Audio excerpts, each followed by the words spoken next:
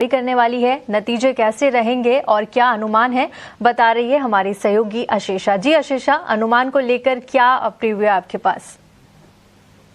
बिल्कुल, big boy Reliance industries की बात करें तो काफी अच्छे नतीजे एक्सपेक्टेड है इस तिमाही में। कंसोलिडेटेड रेवेन्यू की बात करें तो 2,58,000 करोड़ के आसपास आ सकता है, जो 1% का ग्रोथ होगा सीक्वेंशियल बेसिस पर और करीब 8% का ग्रोथ होगा सालाना आधार पर। एबिटा मार्जिन्स 18.5% पर एक्सपेक्टेड है। पिछले तिमाही में 18% के एबिटा मार्जिन्स कंपनी ने रिपोर्ट किए थे, तो सीक्वेंशियल बेसिस पर 50 बेसिस पॉइंट का मार्जिन एक्सपेंशन रिलायंस इस तिमाही में रिपोर्ट करता हुआ नजर आ सकता है। अब सेगमेंट वाइज परफॉर्मेंस की बात करते हैं। सबसे पहले रिलायंस रिटेल, याद रखें जीएसटी कट के चलते काफी अच्छा ग्रोथ एक्सपेक्टेड है। रिलायंस रिटेल 10% का एबिटा ग्रोथ और करीब 5% का बॉटम लाइन ग्रोथ भी इस तिमाही में रिपोर्ट करेगा। इसके अलावा याद रखें मार्जिन्स रिलायंस रिटेल के लिए कॉन्ट्रैक्ट होते हुए नजर आ सकते हैं। आरसीपीएल डीमर्जर और क्विक कॉमर्स सेलियंस के चलते मार्जिन्स पर थोड़ा सा इम्पैक्ट इस तिमाही में नजर आ सकता है। इसके अलावा ऑयल टू केमिकल बिजनेस की बात करते हैं, यहां पर अच्छा खासा ग्रोथ एक्सपेक्टेड है।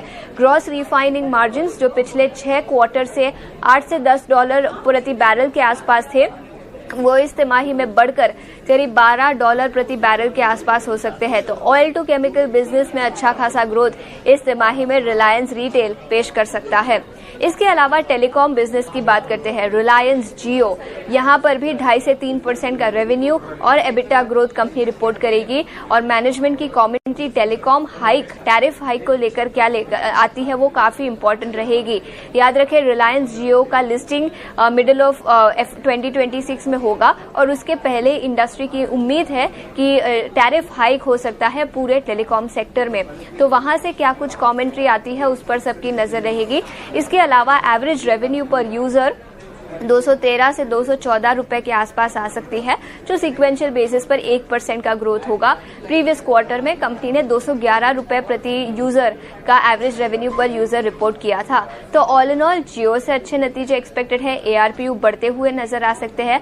कंसोलिडेटेड बेसिस पर भी कंपनी सीक्वेंशियली ग्रोथ ही रिपोर्ट करेगी और ईयर ऑन ईयर बेसिस पर भी देखें तो रेवेन्यू में 8% का ग्रोथ और एबिटा मार्जिन एक्सपैंड होते हुए नजर आ सकते हैं।